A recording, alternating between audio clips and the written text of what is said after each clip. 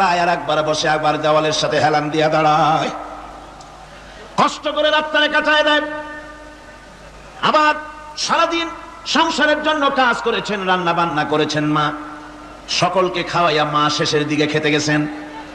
যখন নিজে খেতে গেলেন, খাবারের ক্ষুধা নিয়ে পেট ক্ষুধা নিয়ে খেতে বসেছেন, পেটের ভিতরে সন্তান লাথি মেরেছে, পেটের মধ্যে ঘুষা মেরেছে, হাঁটু দিয়া গুতা মেরেছে, ভরা পেটে পেটের ভিতরে সন্তান গুতা মারলো হাঁটু দিয়া, মাথা দিয়া। মা ক্ষুধা রয়েছে, পেটে খেতে পারলেন না, বেদনা শুরু হয়েছে।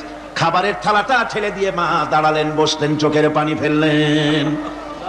এভাবে করে মা একটা দুইটা দিন নয়, 10টি মাস পর্যন্ত সন্তানটাকে পেটের মধ্যে নিয়ে, একটা জীবিত মানুষ আর একটা জীবিত সন্তান পেটের মধ্যে নিয়ে নড়াচড়া করছেন, চলাফেরা করছেন। কিতাবের মধ্যে এসেছে রাতের বেলায় মা যে ঘুমাতে পারেন না সন্তানের নড়াচড়ার কারণে, রাতভর ইবাদত করলে যত সওয়াব পাওয়া যেত আল্লাহ ওই সওয়াব মায়ের আমলনামায় লিখে দেন।